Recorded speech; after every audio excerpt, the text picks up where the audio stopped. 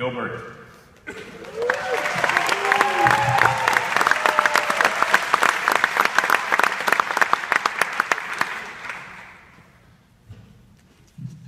Welcome, everyone. As we teeter-totter on the end of this page and begin to peek at the next, where our new adventure is scribbled in writing that we cannot yet read, we look back on the previous pages of our story and we realize we are creators, we are thinkers, we are placemakers. We are the ones that find every wrong turn and misguided plan to be an opportunity for exploration. We can take the dark street corner that my mother would tell me to avoid and illuminate it with the soft exchange to music. We are the ones that are inspired by the words of our 3rd grade class and turn their big ideas into plans. We are the ones that lend our ears to those who have not had the chance to be heard. We are warriors, but instead of drawn swords and gunpowder, we pause, smile, and open our toolbox.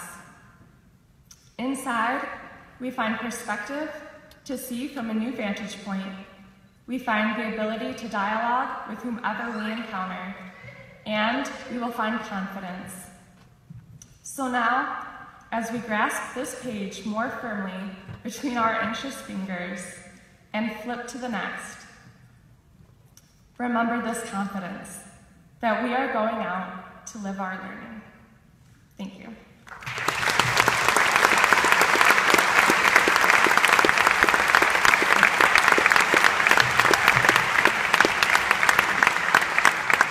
Thanks, Lauren, for those poetic words.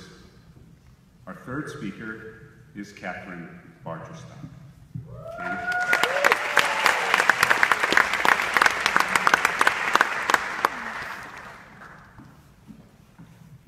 Good evening. My big brother couldn't make it tonight, so I promised I'd get a quick picture if you want.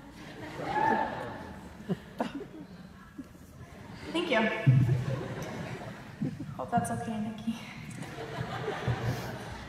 Allow me, if you will, to begin an Arts and Humanities commencement speech with not a quote or a poem or a song, but some physics. Newton's first law of motion reads, an object in motion continues in motion in the same direction and at the same speed unless acted upon by an unbalanced force. An object at rest will remain at rest unless acted upon by an unbalanced force. This is the law of inertia. For many of us, college has been an unbalanced force. We were accepted into Michigan State based on merit, and we arrived here thinking we had, at the very least, a clue about the world, only to experience rising blood pressure caused by Professor Yoder's freshman seminar class, or hanging on for dear life so as not to drown in the pages of Moby Dick in Professor Aronoff's freshman writing class. The truth and the reality of my next 4 years at this college were all too quickly learned in that first semester. That there are numerous truths, that we should be hesitant to believe everything we think, and that there are many, many more questions in the world than there are answers. So here we are walking through life. We get to college and everyone told us it would be hard, but we're pretty smart, so we didn't really believe them, only to undergo hurricane-like winds of knowledge whipping around us, shattered realities, and brain-bending philosophical questions. I, for one, am definitely leaving the RCAH with the humbling realization that there is still so much I do not know. Although college has been that unbalanced force, and it has challenged our assumptions and perhaps even our identities, it has also set us in motion. Without motion, we are still, and stillness breeds fear. It is easy to get caught up in the notion that this world is paper thin, like the newspapers we read the stories in. But that kind of thinking leads to panic, which ultimately becomes a self-fulfilling prophecy, because a world full of fear is a fragile one.